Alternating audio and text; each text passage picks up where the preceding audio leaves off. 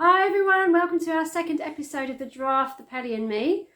If you remember last time, there was a boy called Billy and he'd seen an old sweet shop that he was very interested in. And then suddenly things started flying out of the window and he found there were some animals living there, and he started to chat to them. And we finished that particular episode with the boy being asked to climb into the pelican's beak. And there's the little boy Billy and there's the big pelican's beak. So I stared at the great orange beak and backed away. Go on! The monkey shouted from up in his window. The Pelly isn't going to swallow you. Climb in! I said to the pelican, I'll only get in if you promise not to shut your beak once I'm inside. You have nothing to fear, cried the pelican. and let me tell you why. I have a very special beak. A special beak have I. You'll never see a beak so fine. I don't care where you go. There's magic in this beak of mine. Hop in and don't say no. I will not hop in, I said, unless you swear on your honour you won't shut it once I'm inside. I don't like small dark places. When I have done what I'm just about to do, said the pelican, I won't be able to shut it. You don't seem to understand how my beak works. show me, I said. Watch this, cried the pelican. I watched in amazement as the top half of the pelican's beak began to slide smoothly backwards into his head until the whole thing was almost out of sight. It bends and goes down inside the back of my neck, cried the pelican. Is it not sensible? Is it not magical? It's unbelievable, I said. It's exactly like one of those metal tape measures my father's got at home. When it's out, it's straight. When you slide it back in, it bends and disappears. Precisely, said the pelican. You see, the top half is no use to me unless I am chewing fish. The bottom half is what counts, my lad. The bottom half of this glorious beak of mine is a bucket of which we carry our window cleaning water. So if I didn't slide the top half away, I'd be standing around all day holding it open. So I slide away for the rest of the day. Even so, I'm still able to speak. And wherever I've flown, it has always been known as a pelican's painted beak. If I want to eat fish, that's my favourite dish, all I do is give it a tweak. In the blink of an eye, out it pops and they cry. It's a pelican's painted beak. Stop showing off down there, shouted the monkey from the upstairs window. Hurry up and bring that small person up to us. The giraffe is waiting. There you are, so you've got the monkey and there's Billy inside the pelican's beak flying up. I climbed into the big orange beak and with a swoosh of wings the pelican carried me back to his perch on the windowsill. The giraffe looked out of her window at me and said, How do you do? What is your name? Billy, I told her. Well, Billy, she said, we need your help and we need it fast. We must have some windows to clean. We spent every penny we had on buying this house and we've got to earn some money quickly. The Pelly is starving, the monkey is famished and I am perishing with hunger.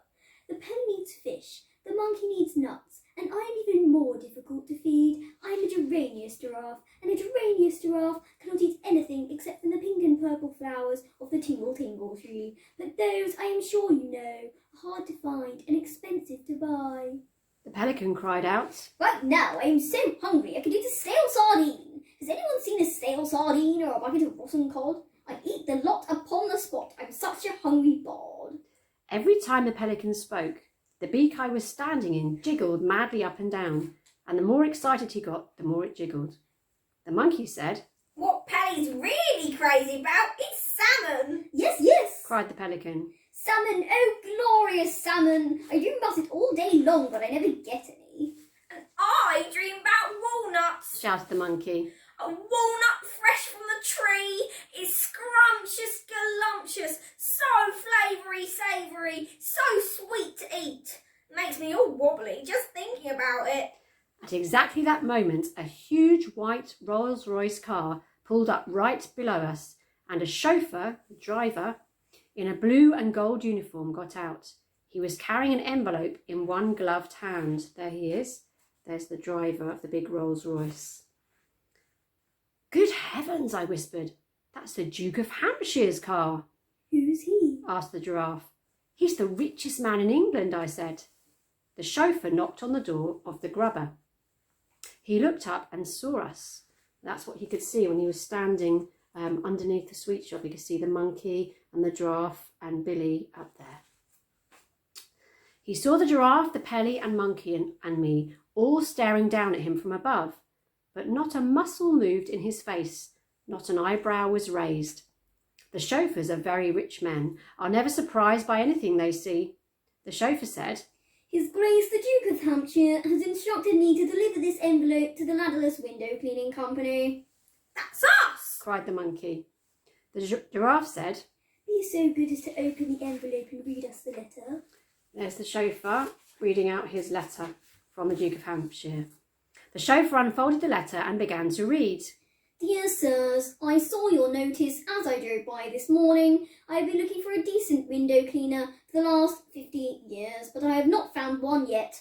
My house has 677 windows in it, not counting the greenhouse, and all of them are filthy. Kindly come and see me as soon as possible. Yours truly, Hampshire. That, added the chauffeur in a voice filled with awe and respect, was written by His Grace the Duke of Hampshire in his own hand. The giraffe said to the chauffeur. Please tell His Grace the Duke that we will be with him as soon as possible. The chauffeur touched his cap and got back into the Rolls-Royce. Whoopee! Shouted the monkey. Fantastic! Cried the pelican. That must be the best window cleaning job in the world. Billy, said the giraffe. What is this house called and how do we get there? It's called Hampshire House, I said. It's just over the hill. I'll show you the way. We're off! Cried the monkey. We're off to see the Duke! The giraffe stooped low and went out through the tall door. The monkey jumped off the windowsill onto the giraffe's back. The pelican, with me in his beak, hanging on for dear life, flew across and perched on the very top of the giraffe's head. So there they are, all travelling together, and off they went.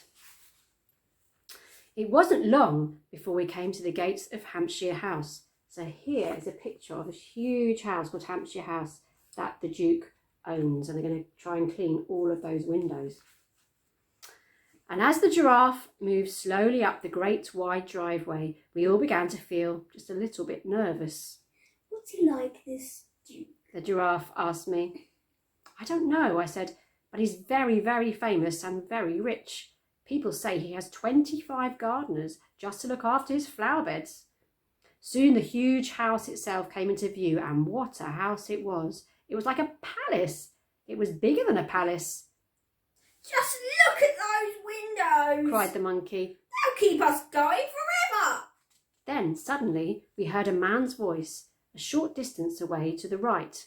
I want those great big black ones at the top of the tree. The man was shouting. Oh, get me those great big black ones. We peered round the bushes and saw an oldish man with an immense white moustache standing under a tall cherry tree and pointing his walking stick in the air. There was a ladder against the tree, and another man, who was probably a gardener, was up the ladder. Give me those great big black juicy ones right at the very top. The old man was shouting. Oh, I can't reach them, Your Grace. The ladder isn't long enough. There's a picture of them there. There's the Duke pointing up to the tree where the cherries are at the top, and there's the gardener. Oh, blast it! Shouted the Duke. I was so looking forward to eating those big ones. Here we go. The pelican whispered to me, and with a swish and a swoop, he carried me up to the very top of the cherry tree, and there he perched. Pick them, Billy. He whispered. Pick them quickly and put them in our beak. So there is Billy in the pelican's beak, and he's picking the cherries for the Duke. The gardener got such a shock, he fell off the ladder. There he is, look. Down below us, the Duke was shouting. My gun! Give me my gun! Some damn little monster of a bird is stealing my cherries. Be off with you, sir. Go away. They're my cherries, not yours. I'll have you shot for this, sir. Where is my gun? Hurry, Billy, whispered the pelican. Hurry, hurry, hurry. My gun! The Duke was shouting to the gardener. Give me my gun, you idiots!